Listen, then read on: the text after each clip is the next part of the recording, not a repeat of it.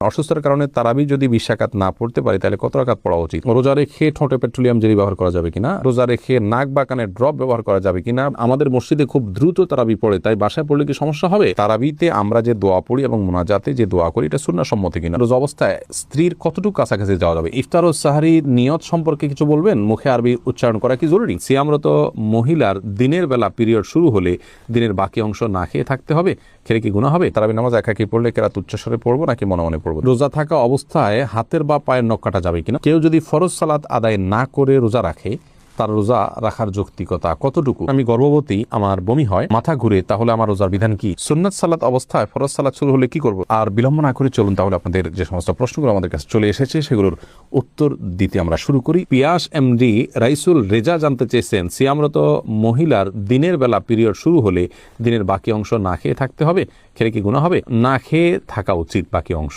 তার রোজার সম্মানার্থী করা উচিত। আহমেদ শাহাদাত জানতে চেয়েছেন, রোজা থাকা অবস্থায় হাতের বা পায়ের নখ কাটা যাবে কিনা? উত্তর কাটা যাবে, কোনো অসুবিধা। রোজা রেখে হাত পা নখ কাটা যাবে, এর সাথে রোজা ভঙ্গের কোনো সম্পর্ক নেই। সারজু রিমা এই আইডি থেকে আপনি জানতে চেয়েছেন, রোজা রেখে ঠোঁটে পেট্রোলিয়াম জেলি ব্যবহার করা যাবে কিনা? ঠোঁটে যদি খুব বেশি ফেটে যায়, খুব বেশি বিরক্তির কারণ হয়, তাহলে হালকা করে দিতে পারেন, কিন্তু আপনার একান্ত যদি ঠোঁট না ফাটে বা খুব বেশি কষ্ট না হয় তাহলে পেট্রোলিয়াম জেলি ঠোঁটে ব্যবহার খুব বেশি করে করলে আপনার সেটি আমাদের থুতুর সাথে ভেতরে যাবে, সে আশঙ্কা আছে। এই জায়গা থেকে এটি করা অনুচিত এবং অনুত্তম এবং করা যাবে না। এরপরে নার্গিস আক্তার জানতে চেয়েছেন, আমার বাবু হয়েছে 1 মাস, আমি এখন সুস্থ, আমি কি রোজা রাখতে পারবো? হ্যাঁ, অবশ্যই।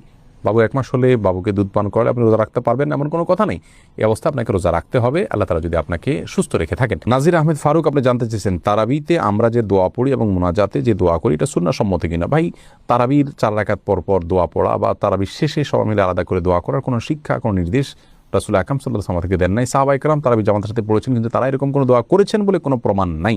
আর শরীয়তে কোনো কিছুর প্রমাণ না থাকলে ইবাদতের মধ্যে কোনো ইবাদতের মূল স্ট্রাকচার বা পদ্ধতির মধ্যে কোনো কিছু হাদিসে না থাকলে সেটাকে আমরা ইবাদতের অংশ হিসাবে যুক্ত করা, এটা সঠিক কাজ নয়।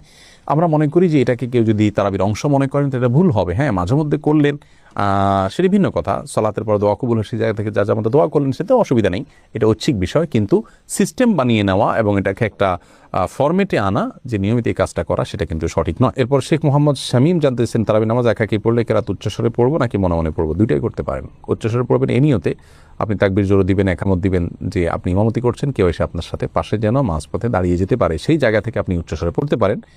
আর যদি সেরকম কোনো আশা না থাকে, কেউ আসবেন আপনার সাথে যুক্ত করবেন, এরকম কোনো আশা না থাকলে বা আপনি চাইলে একাকি পড়বেন, সেই উদ্দেশ্যে আপনি আস্তে আস্তেও পড়তে পারেন, অসুবিধা নেই। এরপরে শিহাব মন্ডল জানতে চেয়েছেন, রোজা অবস্থায় আতর বা পারফিউম করার বিধান কি?